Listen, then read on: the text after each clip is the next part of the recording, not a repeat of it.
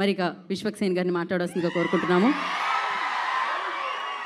నమస్తే, good morning అందరికీ. So good morning అందరికీ.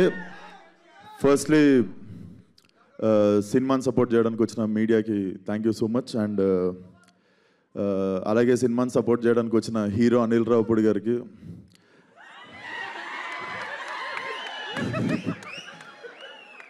మన క్రికెటర్ తమన్ గారికి thank you so much. And ఈ సినిమా చూసినప్పుడు ఈ ట్రైలర్ చూసినప్పుడు ఒకటే అనిపించింది అశ్విన్, వచ్చిన డైరెక్టర్ విశ్వక్సేన్కి థ్యాంక్ యూ అన్న, నువ్వన్నా గుర్తించినావు. అరే పొద్దున షాపులు కూడా తెరవారు, ఏమరుస్తుర్రా. సో ఈ ట్రైలర్ చూసినప్పుడు ఒకటే అనిపించింది అశ్విన్, చాలా పగడబందీగా ప్లాన్ చేసావు మైక్. సో బేసిక్గా ఆ మ్యూజిక్ ఏంది గురు, తమనన్నా నువ్వు కూడా కొట్టినావు కదా వెనక 2-3 డప్పులు. నిజం చెప్పు, దుమ్మలు అదురుతున్నాయి, ఏమంటారు దాన్ని, కడుపులు అదురుతుండే. Definitely very impactful trailer. Ashwin, this film should ఇది ఉండిపోవాలనుకుంటున్నా నీ కెరియర్లో. లైక్ బిఫోర్ హిడింబ కాదు, శివం బజే, బిఫోర్ శివం బజే, ఆఫ్టర్ శివం బజే అవ్వాలనుకుంటున్నా నీ కెరియర్లో.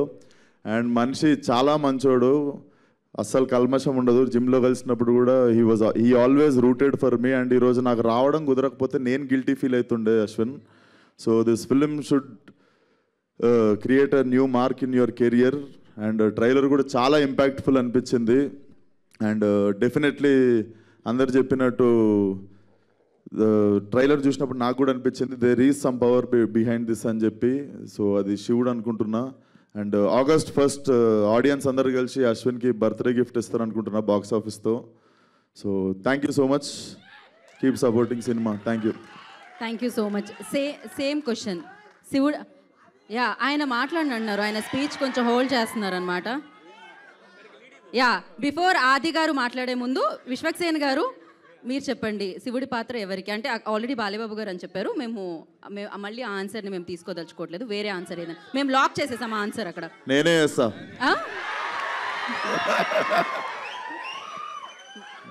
బాగుంటుంది, ఖచ్చితంగా ఉగ్ర రూపమే పెట్టాలి అక్కడైతే. ఓకే, సో శివుడు అనగానే మీకు లైక్ ఏం గుర్తొస్తుంది? అండ్ మీ లైఫ్లో జరిగిన? నాకు డెఫినెట్లీ గామి గుర్తొస్తుంది. ఎందుకంటే నేను వారణాసిలో ఒక 15 రోజులు అఘోరా పాత్రలో తిరుగుతుండే. అప్పటికి ఇంకా ఫలక్నామా దాస్ రిలీజ్ కాలేదు. ఈ నగరానికి ఏమైంది, రిలీజ్ అనౌన్స్మెంట్ అయింది అంతే. సో అప్పటికి ఇంకా మనం అక్కడ పోనీ అక్కడ ఉండే కొంతమంది తెలుగులో కూడా గుర్తుపట్టడానికి స్కోప్ లేదు కదా. చాలా రోజులు నేను నిజంగా అఘోరాని అనుకొని చాలామంది వచ్చి భిక్ష చేసిరు నాకు. నవ్వే మ్యాటర్ కాదు, బేసికల్లీ అక్కడ చాలామంది అఘోరాలను చూస్తుండే నేను. So they believe me, it was very emotional. ఆ టైంలో కొంచెం ఒక జోన్లో ఉండే. So that 15-16 days remind me. So Bam Bholenath. Seriously మీరు ఆ సినిమాకి చాలా కష్టపడ్డారు, అంతే మంచి అప్రిసియేషన్ కూడా రావడం జరిగింది.